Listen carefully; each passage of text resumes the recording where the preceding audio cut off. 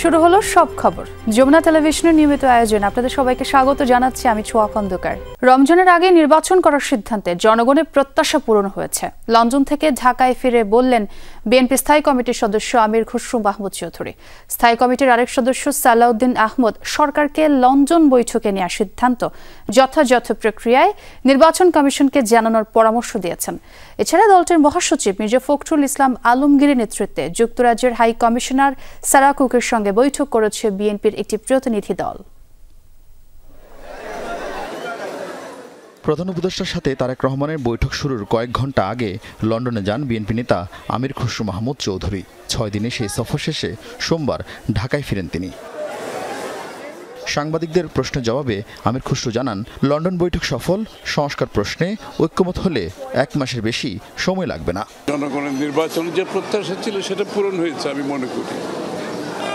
সেদিক থেকে তো আমি মনে করি এটা সফল একটা আলোচনা হয়েছে। আমরা তো দ্রুততম সময়ে নির্বাচন সবসময় ঠিক, যেমন ডিসেম্বরের মধ্যে সম্ভব, সেটা ফেব্রুয়ারিতে গেলেও তেমন কোনো বড় সমস্যা তো না। যেখানে ঐক্যমত যতটুকু হবে ততটুকু সংস্কার হবে এবং বাকি অংশটা আমরা নির্বাচনের মাধ্যমে জাতির কাছে নিয়ে যেতে হবে। বর্তমান রাজনৈতিক পরিস্থিতি নিয়ে জাতীয় প্রেস ক্লাবে আলোচনা সভার আয়োজন করে নাগরিক ঐক্য। অনুষ্ঠানে বক্তারা লন্ডন বৈঠক সরকারের দায় মুক্তির সভা ছিল কিনা প্রশ্ন তোলেন। হ্যাঁ, কিছু কিছু সমালোচনা করা থাকতেই পারে, কিন্তু তারপরেও এটা যে একটা বরফ গলে ওই বরফ গলা পানি বইতে শুরু করেছে, এটাকে বইতে দিতে হবে, সামনে যেতে দিতে হবে। এবারকার সরকার লন্ডনে যে 5,500-6 হাজার মাইল পাড়ি দিয়ে তারা অগ্রিম এক ধরনের ইমিউনিটিও তারা চাইলেন কিনা সেটা আমি ভালো জানি না। যুগপৎ আন্দোলনের শরিকদের অভিযোগ অস্বীকার করে বর্তমান সরকারের বৈধতা আগামী সংসদের কাছে বলে মন্তব্য করেন বিএনপি নেতা সালাউদ্দিন আহমদ। না, কারো দায় মুক্তির বিষয়ে আমাদের কোনো আলোচনার প্রসঙ্গ ছিল না। কনস্টিটিউশনালি আপনাদের এই সরকারের রেটিফিকেশন লাগবে ইন দ্য নেক্সট পার্লামেন্ট, এটাও আপনারা মাথায় রাখবেন। লন্ডনের আলোচনার সূত্র ধরে যে সিদ্ধান্তটা হয়েছে সেটা খুব শিগগির ইলেকশন কমিশনে যথাযথ প্রক্রিয়ায় কমিউনিকেট করবেন বলে আশা করি, যাতে ইলেকশন কমিশন জনগণের সামনে বলতে পারে যে তারা সরকারের কাছ থেকে একটা পরামর্শমূলক বা নির্দেশনামূলক মেসেজ পেয়েছে। সকালে গুলশানে যুক্তরাজ্যের হাইকমিশনার সারা কুকের সঙ্গে বৈঠক করে বিএনপির একটি প্রতিনিধি দল। দলটির মহাসচিবের নেতৃত্বে হওয়া বৈঠকে গুরুত্ব পায় বাংলাদেশের আগামী সংসদ নির্বাচন। বাংলাদেশে একটা গুণগত পরিবর্তন আনতে হবে এবং সেটা আনার জন্য কি প্রয়োজন? গণতন্ত্র প্রয়োজন এবং গণতান্ত্রিক যে প্রতিষ্ঠান সেগুলোকে আমাদের গঠন করতে হবে এবং সেগুলোকে পুনর্গঠন করতে হবে, শক্তিশালী করতে হবে, যাতে মানুষ তার গণতান্ত্রিক অধিকার এদেশে প্রয়োগ করতে পারে। সংবাদপত্রের কালো দিবস উপলক্ষে রাজধানীতে আরেক অনুষ্ঠানে বিএনপি নেতা জাহিদ হোসেন জনগণের প্রতি সরকারের কোনো দায়বদ্ধতা নেই বলে অভিযোগ করেন। আরিফিন শাকিল, যমুনা নিউজ, ঢাকা। মানবতা বিরোধী অপরাধের মামলার আসামি সাবেক প্রধানমন্ত্রী শেখ হাসিনা ও সাবেক স্বরাষ্ট্রমন্ত্রী আসাদুজ্জামান খান কামালকে খুঁজে পায়নি পুলিশ। তাই তাদের 24 জুনের মধ্যে ট্রাইব্যুনালে হাজির হতে পত্রিকায় বিজ্ঞপ্তি দেওয়ার নির্দেশ দিয়েছেন আন্তর্জাতিক অপরাধ ট্রাইব্যুনাল। সোমবার শুনানি শেষে এই আদেশ দেন ট্রাইব্যুনাল। এরপরও যদি তাদের ট্রাইব্যুনালে হাজির করা না যায়, তাহলে আইন অনুযায়ী তাদের অনুপস্থিতিতেই বিচার প্রক্রিয়া চলবে বলে জানান চিফ প্রসিকিউটর।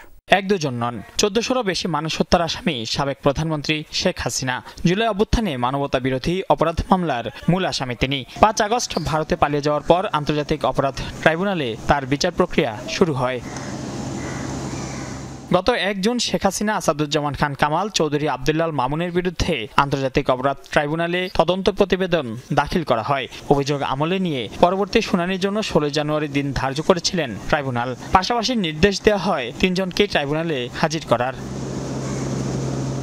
সে অনুযায়ী সোমবার পুলিশের সাবেক আইজিপি চৌধুরী আব্দুল্লাল মামুনকে ট্রাইব্যুনালে হাজির করা হয়। চিফ প্রসিকিউটর জানান, শেখ হাসিনা ও আসাদুজ্জামান খান কামালকে খুঁজে পায়নি আইনশৃঙ্খলা রক্ষাকারী বাহিনী। সব শুনে আন্তর্জাতিক অপরাধ ট্রাইব্যুনাল 24 জুনের মধ্যে তাদের হাজির হতে পত্রিকায় বিজ্ঞপ্তি দেওয়ার নির্দেশ দেন। গ্রেপ্তারি পরোয়ানার ব্যাপারে আমাদের আইনশৃঙ্খলা রক্ষাকারী বাহিনী অর্থাৎ পুলিশ রিপোর্ট দিয়েছেন যে আসামি শেখ হাসিনা এবং আসামি আসাদুজ্জামান খান কামালের বাসায় বিভিন্ন সময় অভিযান পরিচালনা করে তাদেরকে সেখানে পাওয়া যায়নি। তারা রিপোর্ট দিয়েছেন আরও যে বিভিন্ন সামাজিক যোগাযোগ মাধ্যম এবং পত্রপত্রিকার রিপোর্ট থেকে তারা জানতে পেরেছেন যে এই আসামিদ্বয় গ্রেপ্তার এড়ানোর জন্য বর্তমানে ভারতে পলাতক অবস্থায় রয়েছেন। তাদেরকে পরবর্তীতে গ্রেপ্তার করা সম্ভব হলে আদালতে সোপর্দ করবে। চিফ প্রসিকিউটর জানান, নির্ধারিত সময়ের মধ্যে তারা ট্রাইব্যুনালে হাজির না হলে আইন অনুযায়ী তাদের অনুপস্থিতিতেই চলবে বিচার কাজ। যদি এই পত্রিকায় বিজ্ঞপ্তি প্রকাশের পরেও আসামিরা আদালতে উপস্থিত না হন, তাহলে আদালত তাদের অনুপস্থিতিতে বিচারের রাস্তায় অগ্রসর হবেন। সেটা আমাদের আইনে সুনির্দিষ্টভাবে বর্ণনা করা আছে। তারা যদি এই সময়ের মধ্যে উপস্থিত না হন, তাহলে আদালত আইন অনুযায়ী পরবর্তী কার্যধারা গ্রহণ করবেন এবং তাদের অনুপস্থিতিতেই বিচার কার্য পরিচালিত হবে। মানবতা বিরোধী অপরাধের মামলায় শেখ হাসিনাকে 5টি অভিযোগে অভিযুক্ত করা হয়েছে। মাইনুল মারুফ, যমুনা নিউজ, ঢাকা।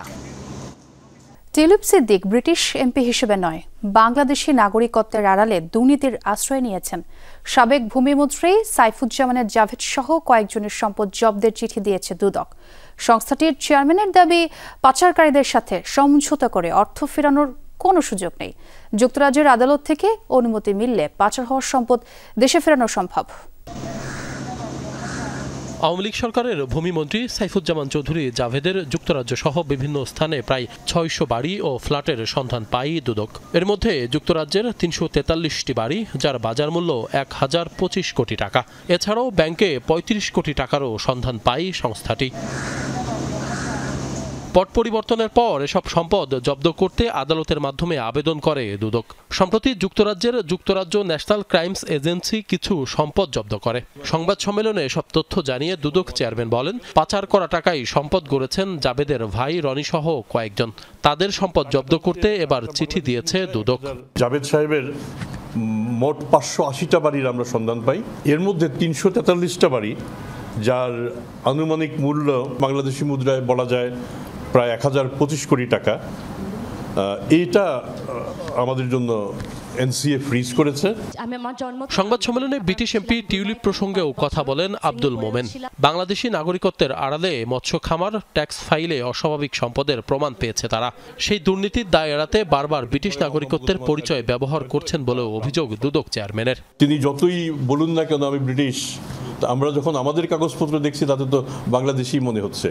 এখন যদি আপনি অবস্থার পরিপ্রেক্ষিতে নিজের সুবিধার জন্য কখনো ব্রিটিশ বলেন, কখনো বাংলাদেশি বলেন, এটা কি সমীচীন কিনা, এটা আমার মনে হয় আপনারা এটা ভালো বিবেচনা করবেন।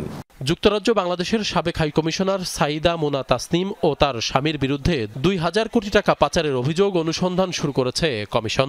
নাম সর্বস্ব ভুয়া প্রতিষ্ঠানের নামে বিভিন্ন আর্থিক প্রতিষ্ঠান থেকে আনুমানিক 2000 কোটি টাকা আত্মসাৎপূর্বক বিদেশে পাচার করেন। আমরা এটা নিয়ে কাজ শুরু করেছি। পাচারকারীদের সাথে সমঝোতা করে অর্থ ফেরানোর কোনো সুযোগ নেই বলেও মন্তব্য করেন দুদক চেয়ারম্যান। নন কম্পাউন্ডেবল মামলাতে আমাদের সমঝোতা করার কোনো সুযোগ নেই। আশিক মাহমুদ, যমুনা নিউজ, ঢাকা। আগামী মাসের মধ্যে গুম প্রতিরোধ বিষয়ক আইন করা হবে জানিয়েছেন আইন উপদেষ্টা ডক্টর আসিফ নজরুল। বললেন, আইনের আওতায় একটি শক্তিশালী কমিশন হবে। জাতিসংঘের মানবাধিকার কমিশনের গুম বিষয়ক কারিগরি কমিটির 2 সদস্যের সাথে বৈঠক শেষে সচিবালয়ে কথা বলেন তিনি। সরকারি কর্মচারী আইনের ব্যাপারে পুনর্বিবেচনার অবকাশ আছে বলেও মনে করেন আইন উপদেষ্টা। 4 দিনের সফরে ঢাকায় এসেছেন জাতিসংঘের মানবাধিকার কমিশনের গুম বিষয়ক ওয়ার্কিং গ্রুপের 2 সদস্য গ্রাজিলা বারানোস্কা ও আনা লোরেনা ডেলগাদিলো পেরেজ। এটি তাদের প্রথম বাংলাদেশ সফর। সোমবার তারা বৈঠক করেন আইন উপদেষ্টার সাথে। পরে আসিফ নজরুল বলেন, গণঅভ্যুত্থানের বর্ষপূর্তি ও আনা লোরেনা ডেলগাদিলো পেরেজ।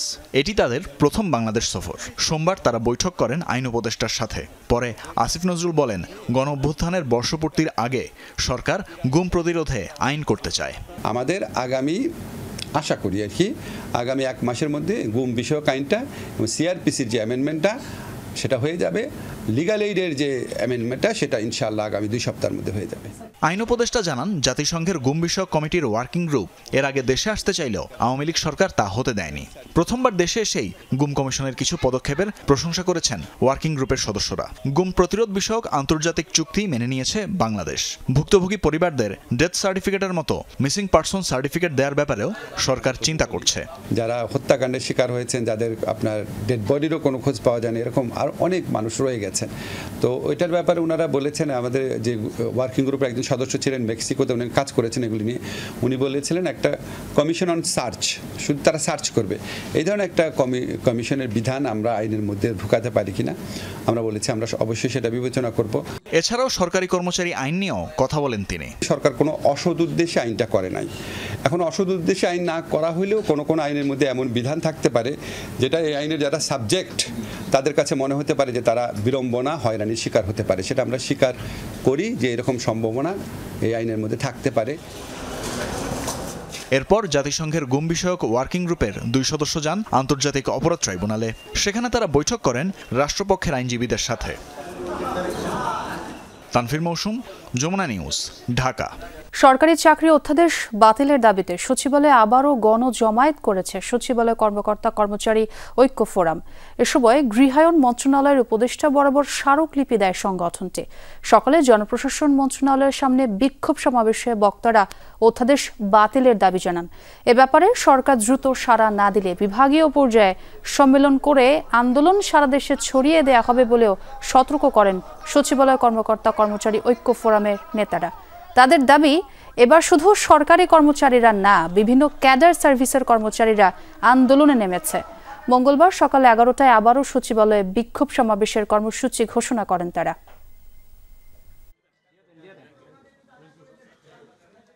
এই প্রজ্ঞাপনে বলা আছে আমাদের সাথে আলোচনা করে সিদ্ধান্ত গ্রহণ করবে। আজ পর্যন্ত আমরা কেউ কোন নেতৃবৃন্দ কোন আলোচনা প্রস্তাব পাইনি। আপনারা কি পেয়েছেন কেউ? তাহলে প্রজ্ঞাপন জারির মধ্যেও তাদের লুকোচুরি আছে। অতীতের দিনে আমাদের থেকে যে সেবা পরিষেবাগুলো গ্রহণ করেছেন, সেই সেবা পরিষেবাগুলো কর্মচারী বান্ধব এবং সারা দেশের জনবান্ধব হিসাবে সেবা প্রদান করার সুযোগ প্রদান করবেন। ঢাকা দক্ষিণ সিটি কর্পোরেশনের নগর ভবনে মেয়র হিসেবেই বর্জ্য ব্যবস্থাপনা কর্মকর্তা কর্মচারীদের সাথে মত বিনিময় করেছেন বিএনপি নেতা ইশরাক হোসেন। এ সময় অনেকেই তাকে ফুল দিয়ে শুভেচ্ছা জানান। অন্যদিকে নগর ভবনেই মেয়র হিসেবে শপথ পড়ানোর দাবিতে আন্দোলন চলছে। মতবিনিময় সভায় ইশরাক বলেন, গেজেট প্রকাশের পরও রাজনৈতিক কারণে মেয়রের চেয়ারে তাকে বসতে দেয়া হচ্ছে না। ঢাকা দক্ষিণ সিটি কর্পোরেশনের মেয়র হিসেবে বিএনপি নেতা ইশরাককে শপথ পড়ানো না পড়ানো নিয়ে টানাপোড়েন চলছে দীর্ঘদিন ধরে। শপথ পড়ানোর দাবিতে চলছে টানা আন্দোলন। কার্যত অচল দক্ষিণের নগর ভবন। এরই মধ্যে সোমবার নগর ভবনে বর্জ্য ব্যবস্থাপনা কর্মকর্তা কর্মচারীদের সাথে মতবিনিময় করেন বিএনপি নেতা ইশরাক হোসেন। ব্যানারে লেখা, অনুষ্ঠানের প্রধান অতিথি ইঞ্জিনিয়ার ইশরাক হোসেন, মাননীয় মেয়র। এ সময় মেয়র হিসেবে অনেকেই তাকে ফুল দিয়ে শুভেচ্ছা জানান। ইশরাক বলেন, নির্বাচন কমিশনের গেজেট প্রকাশের পর থেকে ঢাকা দক্ষিণের প্রশাসক অবৈধ। আমি জনগণের ভোটে নির্বাচিত হয়েছি এবং আইনের মাধ্যমে, আদালতের মাধ্যমে আমার যে বর্তমান অবস্থান সেটাকে প্রতিষ্ঠা করেছি। এখানে অবৈধভাবে তারা প্রশাসক নিয়োগ দিয়ে তারা এখানে দুর্নীতিতে জড়িয়ে পড়েছিল। রাজনৈতিকভাবে তারা সিদ্ধান্ত নিয়েছে যে আমাকে বা বিএনপির প্রার্থীকে এখানে বসতে দেওয়া হবে না। এখানে তারা তাদের পছন্দসই প্রশাসককে বসাবে এবং সেই প্রশাসককে বসানোর মাধ্যমে আগামী জাতীয় নির্বাচনে তারা অবৈধ সুযোগ সুবিধা গ্রহণ করবে, এটি তাদের উদ্দেশ্য। আন্দোলনের সময় নগর ভবনের জরুরি সেবা কার্যক্রম চলমান ছিল দাবি করে ইশরাক বলেন, ডেঙ্গু নিয়ন্ত্রণে শহর পরিষ্কার রাখতে নির্দেশনা দেওয়া হয়েছে। ডেঙ্গুর প্রাদুর্ভাব দেখা দিচ্ছে, যার কারণে আগামী দিনগুলা ঢাকা শহরকে নিরাপদ রাখার জন্য মশক নিধন নিয়ন্ত্রণ যে কর্মসূচি রয়েছে নগর ভবনের, সেটিকে বেগবান করার জন্য এবং সেটি যাতে চলমান থাকে সেটি নিশ্চিত করার জন্য দপ্তরের যারা কর্মচারীরা রয়েছেন তাদের সাথে আমরা বৈঠক করছি।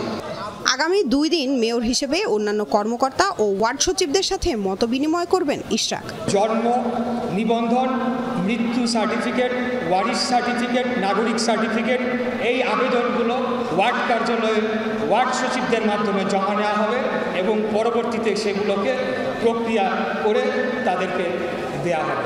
মেয়র হিসেবে শপথের দাবিতে একদিকে আন্দোলন ও অন্যদিকে নাগরিক সেবা দেওয়ার ঘোষণা দিয়েছেন বিএনপির এই নেতা। 2020 সালের নির্বাচনের হিসেবে মেয়র পদের মেয়াদ শেষ হয়েছে গেল 15 মে। সরকারের পক্ষ থেকে কোনো ধরনের ভ্রুক্ষেপ করা হয় নাই, কোনো ধরনের যোগাযোগ করা হয় নাই।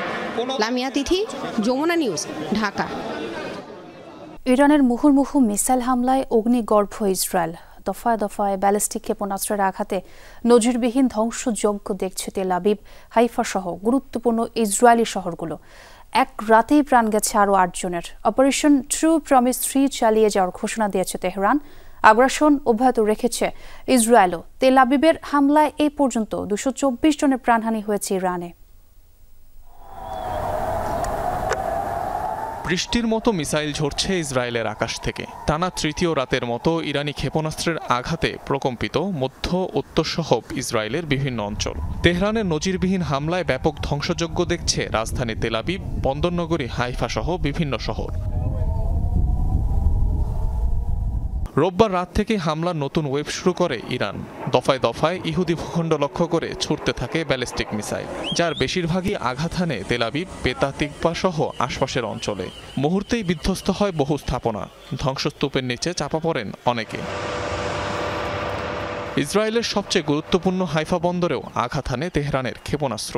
বিস্ফোরণের শিকার বন্দরটির একটি তেল শোধনাগার। তেল আবিবকে দাঁত ভাঙা জবাব দিতে অপারেশন ট্রু প্রমিস 3 চালিয়ে যাওয়ার ঘোষণা দিয়েছে ইরান।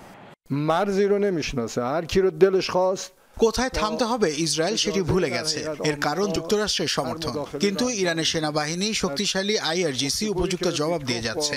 তারা যত হামলা চালাবে আমরা ততই আগ্রাসী জবাব দেব। যুদ্ধ চাই না, কিন্তু এখন আমাদের বাধ্য করা হচ্ছে। معنی حرف اینه که حالا که داره این کارا رو میکنه با اجازه آمریکا داره این کارو میکنه। এর আগে রাতভর ইরানের রাজধানী সহ বিভিন্ন সামরিক স্থাপনায় হামলা চালায় ইসরায়েল। তেহরানে অবস্থিত কুদস ফোর্সের হেডকোয়ার্টারে বিমান হামলা চালায় আইডিএফ, যেখানে অবস্থান করছিল আইআরজিসির একাধিক শীর্ষ কর্মকর্তা। টার্গেট করা হয় পররাষ্ট্র মন্ত্রণালয়ের ভবনকেও। এছাড়াও ইরানের বেশ কয়েকটি অস্ত্রাগার এবং ক্ষেপণাস্ত্র ঘাঁটি ধ্বংসের দাবি করেছে তেল আবিব। এটা আমাদের জন্য কঠিন একটা দিন। আমি আপনাদের এর জন্য প্রস্তুত থাকতে বলেছিলাম, কিন্তু ভালো দিনও আসবে। আমরা ইসরায়েলের অস্তিত্বের জন্য এখন সবচেয়ে বড় 2 হুমকিকে মোকাবেলা করছি, যার একটি ইরানের পারমাণবিক হুমকি আর অন্যটি তাদের ক্ষেপণাস্ত্র। ইসরায়েলের সাথে সংঘাতের জেরে তেহরান ছাড়তে শুরু করেছে আতঙ্কিত বাসিন্দারা। সড়কগুলোতে দেখা গেছে গাড়ির লম্বা লাইন। Anik Rahman, Jamuna news. Activated carbon deodoriser যুক্ত কঙ্কা ফ্রিজে এক খাবারের গন্ধ অন্য খাবারে যেতে পারে না। ইরানের অব্যাহত হামলায় ইসরায়েলের প্রাণহানির সংখ্যা বেড়ে 24 জনে দাঁড়িয়েছে। বিবৃতিতে এমনটি জানিয়েছে ইসরায়েলি কর্তৃপক্ষ। গেল শুক্রবার ইসরায়েলি হামলার জবাবে পাল্টা হামলা শুরু করে ইরান। ড্রোনের পর ছোড়া হয় ব্যালিস্টিক মিসাইল। এসব মিসাইলের হামলায় এই প্রাণহানি হয়। তবে নিহতদের মধ্যে সামরিক বা বেসামরিক নাগরিক কতজন তা উল্লেখ করা হয়নি। আন্তর্জাতিক গণমাধ্যমের দাবি, নিহতদের বেশিরভাগই বেসামরিক।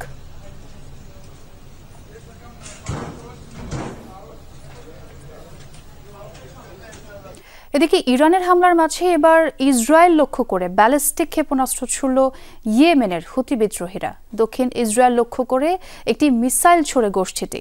বিষয়টি নিশ্চিত করেছে প্রতিরক্ষা বিভাগ আইডিএফ। মিসাইলটি সফলভাবে প্রতিহতের দাবি করেছে তেল আবিব। দাবি, ইসরায়েলি ভূখণ্ডে পৌঁছানোর আগেই তা ধ্বংস করে দেয়া হয়।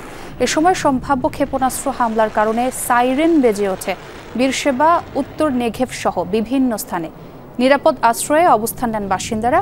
গাজায় আগ্রাসনের প্রতিবাদে প্রায়শই ইসরায়েলে মিসাইল এবং ড্রোন হামলা চালিয়ে থাকে হুতি বিদ্রোহীরা।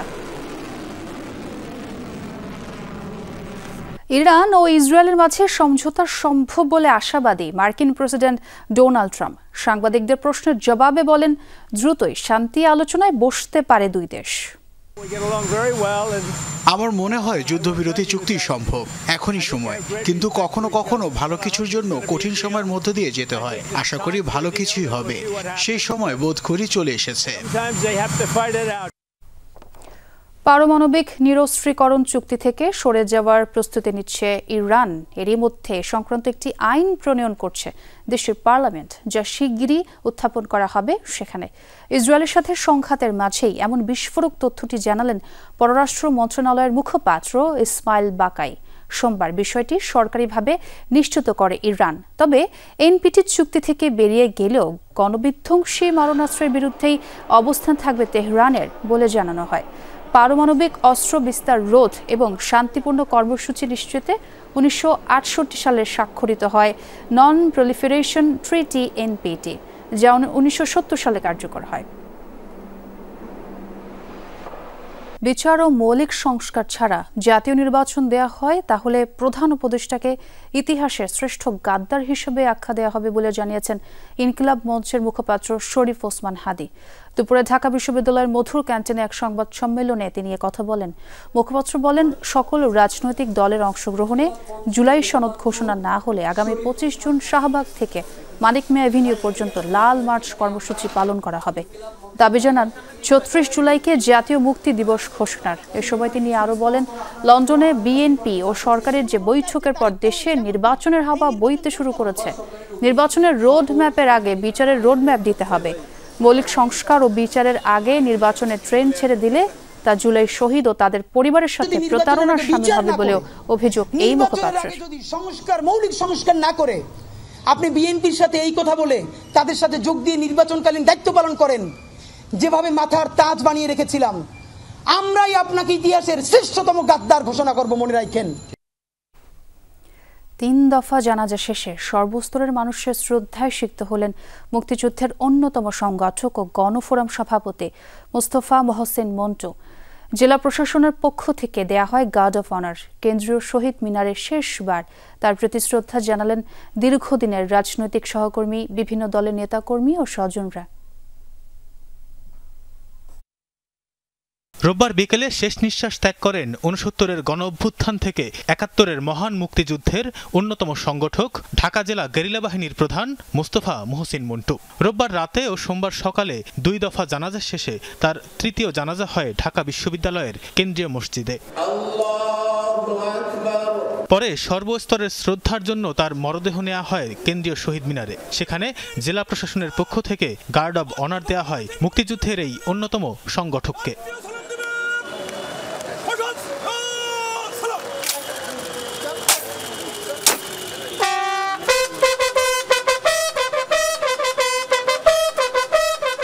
পরে একে একে শ্রদ্ধা জানান তার স্বজন, রাজনৈতিক সহকর্মী ও সমাজের বিশিষ্টজনরা। শ্রদ্ধা জানান মোস্তফা মোহসিন মন্টুর বন্ধু ও বিএনপি মহাসচিব মির্জা ফখরুল ইসলাম আলমগীর। গণফোরামের প্রতিষ্ঠাতা ডক্টর কামাল হোসেন বলেন, আপোষহীন ছিলেন মোস্তফা মোহসিন মন্টু, তাই ছেড়েছিলেন আওয়ামী রাজনীতি। তিনি ছিলেন আপাতমস্তক একজন গণতান্ত্রিক নেতা, গণতন্ত্রে বিশ্বাস করতেন, যে নীতির সঙ্গে তিনি যে কখনো আপোষ করেন, যে কারণেই আওয়ামী লীগ ছেড়ে তিনি বেরিয়ে যাওয়ার পরে তিনি গণতন্ত্র প্রতিষ্ঠার জন্য এখানে কাজ করছেন। মন্টু তো আমাদের দলের সবচেয়ে শেষে বহুদিন ধরে উনি নেতৃত্ব দিয়েছেন এবং শেষ পর্যন্ত উনি মৃত্যু পর্যন্ত নেতৃত্ব দিয়ে গেছেন।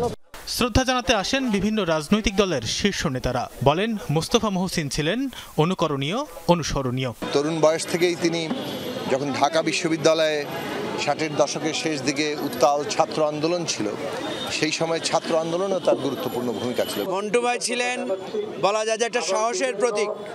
যে কোনো জায়গায় ওনাকে আমরা ডাকলে, বিশেষ করে সাহসের জায়গায় মন্টু ভাইকে আমরা সবসময় খুবই প্রম্পট পেয়েছি। মন্টু ভাই, খসরু ভাই এবং তার যে দলবল সঙ্গে যারা ছিল তাদেরকে বাদ দিয়ে 69-এর আন্দোলন সফল হবে, এটা আসলে এই ইতিহাসে কল্পনা করা যায় না। মোস্তফা মন্টুর প্রতি মানুষের শ্রদ্ধা দেখে আবেগাপ্লুত হয়ে পড়ে তার পরিবার। ছেলেমেয়েরা জানালেন, তিনি রাজনীতি করেছেন মানুষের জন্য, দেশের জন্য। সবাই বাবাকে জানে তার কাজের ব্যাপারে, তার পলিটিক্সে কি করে গিয়েছে, দেশের জন্য কি করেছে সে। আলহামদুলিল্লাহ, আমার বাবা অনেক ভালো একজন লোক ছিল, দেশের জন্য অনেক করেছে। আপনারা সবাই ওনার জন্য দোয়া করবেন। কেন্দ্রীয় শহীদ মিনারে শ্রদ্ধা নিবেদন শেষে রাষ্ট্রীয় মর্যাদায় দাফনের জন্য মরদেহ নেওয়া হয় বনানী কবরস্থানে। তানভীর সিদ্দিক টিপু, যমুনা নিউজ, ঢাকা। কক্সবাজারের রামুতে বাস কাভার্ড ভ্যানের সংঘর্ষে 3 জন নিহত এবং 10 জন আহত হয়েছে। সকালে মর্মান্তিক এই দুর্ঘটনায় প্রাণ হারান বাবা, ছেলে এবং এক তরুণী 6 জুলাই, যার বিয়ের কথা। এ ঘটনায় শোকে স্তব্ধ রামু এলাকার মানুষ। দুর্ঘটনার পরই পালিয়ে যান বাস ও কাভার্ড ভ্যানের চালক।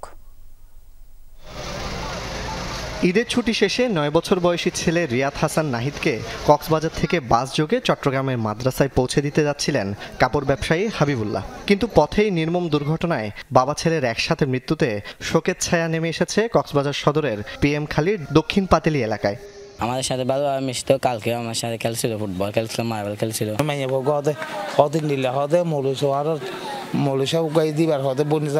মারা গিয়ে ছেলেকে ফোন করছিল, ছেলেকে ফোন করে ছেলে রিসিভ করে নাই, বাপকে ফোন করলো, হয়তো মোবাইলে মারিতে হয়তো মারা গেছে। একই বাসে ছিলেন 23 বছর বয়সী তরুণী রিমঝিম বড়ুয়া। আগামী 6 জুলাই যার বিয়ের পিড়িতে বসার কথা, তার বাড়ি রামুর পূর্ব রাজার কোলে। সকাল 8:15টার দিকে রামুর রশিদনগরে কক্সবাজার থেকে চট্টগ্রামগামী পূরবী পরিবহনের সাথে কক্সবাজারগামী কাভার্ড ভ্যানের মুখোমুখি সংঘর্ষ হয়। ঘটনাস্থলেই প্রাণ হারান এই 3 জন। বাস কেটে আহত অবস্থায় উদ্ধার করা হয় অন্তত 10 জনকে। তাদের বিভিন্ন হাসপাতালে ভর্তি করা হয়েছে।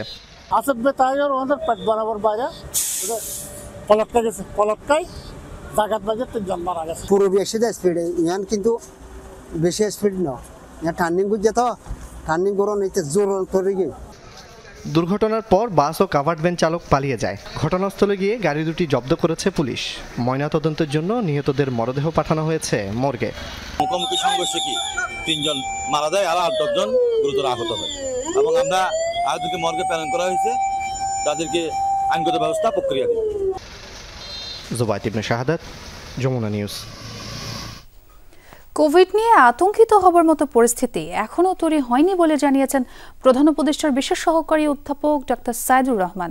তিনি বলেন, করোনা পরীক্ষা ও চিকিৎসার জন্য সব ধরনের প্রস্তুতি রয়েছে সরকারের।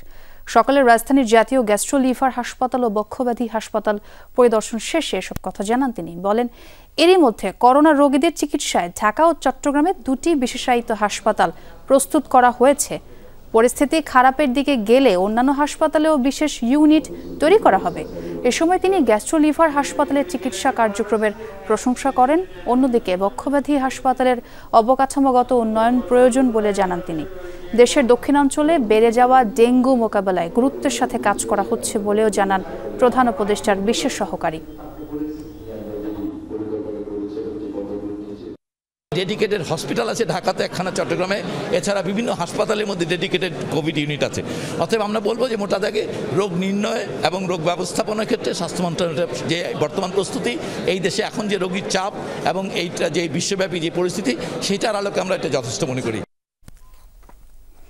সিরাজগঞ্জের রবীন্দ্র বিশ্ববিদ্যালয়ের প্রস্তাবিত স্থায়ী ক্যাম্পাস পরিদর্শন করেছেন পরিবেশ উপদেষ্টা সৈয়দা রিজওয়ানা হাসান। সকালে শাহজাদপুরে বিশ্ববিদ্যালয়ের অস্থায়ী ক্যাম্পাস 3 পরিদর্শন করেন তিনি। পরে শিক্ষকদের সাথে সৌজন্য সাক্ষাৎ শেষে প্রস্তাবিত স্থায়ী ক্যাম্পাস পরিদর্শনে রেশম বাড়িতে যান। এরই মধ্যে রবীন্দ্র বিশ্ববিদ্যালয়ে স্থায়ী ক্যাম্পাস নির্মাণের বিষয়ে একনেকে প্রস্তাব পাঠানো হয়েছে বলে জানান তিনি। খুব শিগগিরই স্থায়ী ক্যাম্পাস নির্মাণের আশা করেন উপদেষ্টা রিজওয়ানা। পরিদর্শনের সময় বাংলাদেশ পরিকল্পনা কমিশনের আর্থ সামাজিক অবকাঠামো বিভাগের সদস্য সচিব সহ প্রশাসনিক কর্মকর্তারা উপস্থিত ছিলেন।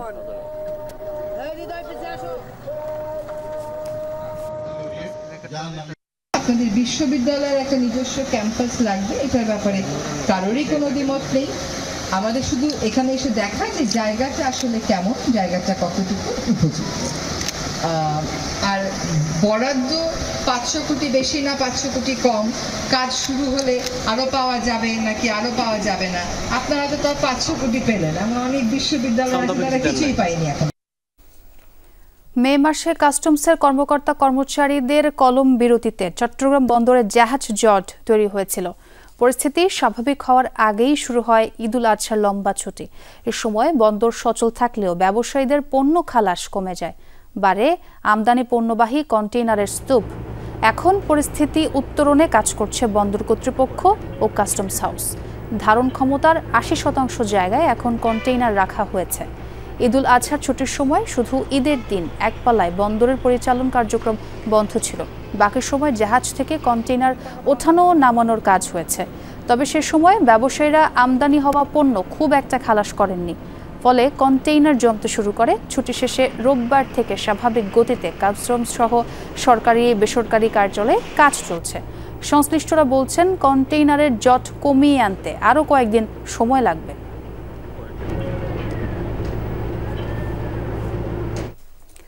ইরান ইসরায়েল যুদ্ধ শিল্পের জন্য নতুন চ্যালেঞ্জ। এর জেরে জ্বালানি তেলের দাম বাড়লে পোশাক খাতেও প্রভাব পড়বে। দায়িত্ব গ্রহণ অনুষ্ঠানে এমন মন্তব্য করেছেন বিজিএমইএর নবনির্বাচিত সভাপতি মাহমুদ হাসান খান। পোশাক খাতের জন্য আলাদা মন্ত্রণালয়ের দাবিও তোলেন তিনি। বলেন, সদস্যদের সার্ভিস চার্জ ২৫% কমানো হবে, নিশ্চিত করা হবে স্বচ্ছতা ও জবাবদিহিতা। মাহমুদ হাসান খানের নেতৃত্বাধীন নবনির্বাচিত পর্ষদ ২০২৫-২৭ সাল মেয়াদে সংগঠনটি পরিচালনার দায়িত্ব পালন করবেন। বিকেলে আনুষ্ঠানিকভাবে দায়িত্ব গ্রহণ করছেন নেতৃবৃন্দ। রপ্তানি উন্নয়ন ব্যুরোর ভাইস চেয়ারম্যান আনোয়ার হোসেন সংগঠনটির প্রশাসকের দায়িত্ব পালন করে আসছিলেন।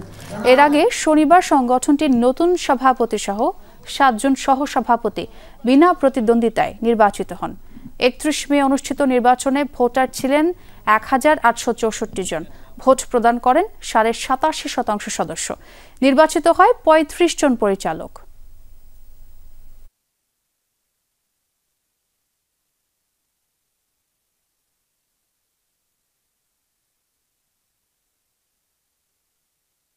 সাম্প্রতিক সময়ে যুক্তরাষ্ট্রের আরোপ করা পাল্টা শুল্ক, ভারতের ট্রান্সশিপমেন্ট বাতিল, উচ্চ ব্যাংক সুদ এবং ইনফ্লেশন, দুর্বল অবকাঠামোগত অবস্থা, মজুরি বৃদ্ধি এবং জ্বালানি মূল্য বৃদ্ধির চাপে আমরা অনেকটা নিষ্পেষিত অবস্থায় আছি। এর মধ্যে আবার নতুন করে শুরু হয়েছে ইসরায়েল এবং ইরানের যুদ্ধ। এই ইসরায়েল আর ইরানের যুদ্ধটা আমাদের জন্য একটা নতুন চ্যালেঞ্জ। মধ্য আফ্রিকায় জাতিসংঘ শান্তিরক্ষা মিশনে অংশ নিতে যাচ্ছে বাংলাদেশ বিমান বাহিনীর ১৯৫ জন সদস্য। সকালে বাহিনীর সদর দফতরে এই মিশনের বিভিন্ন দিক তুলে ধরে নির্দেশনামূলক বক্তব্য প্রদান করেন বিমান বাহিনী প্রধান air chief marshal Hasan Mahmud Khan. এ সময় কন্টিনজেন্ট সদস্যদের পেশাদারিত্ব, সততা ও আন্তরিকতার সাথে দায়িত্ব পালনের আহ্বান জানান বিমান বাহিনী প্রধান। অনুষ্ঠান শেষে মিশনের সফলতা কামনায় বিশেষ মোনাজাত করা হয়। আর এই ছিল আজকের সব খবরের আয়োজন। এতক্ষণ যারা সঙ্গে ছিলেন সবাইকে ধন্যবাদ।